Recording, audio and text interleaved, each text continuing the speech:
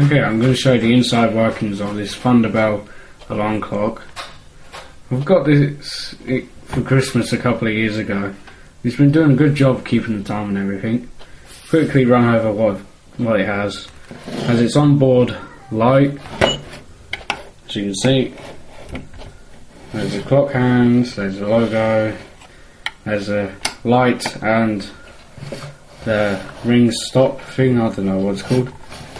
The speed of the ring, your time adjustment, alarm adjustment, and your on off of the alarm.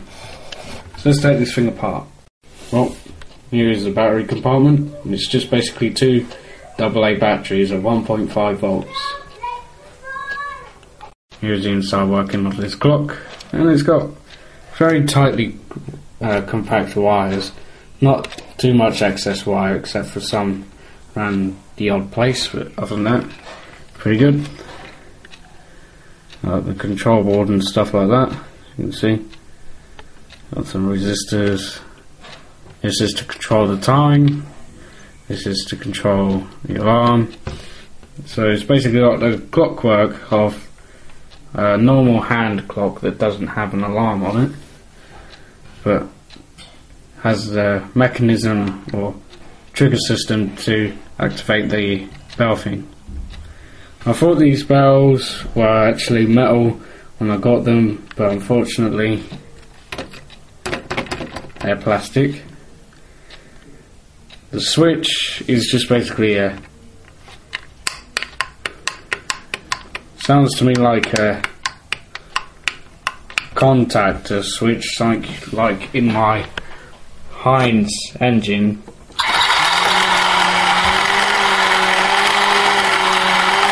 Something like that, I think.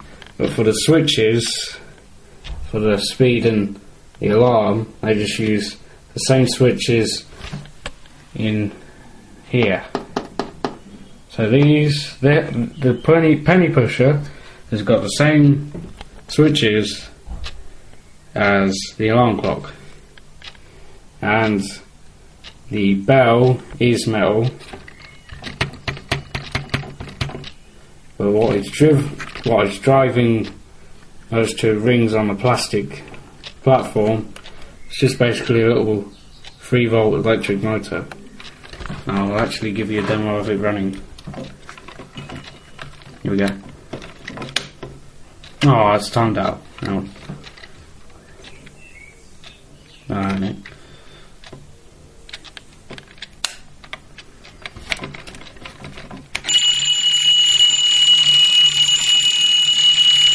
That's low. That's high.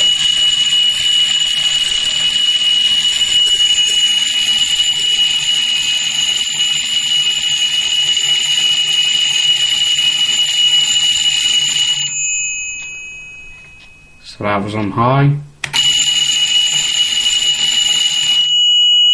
and this is on it. This is on low.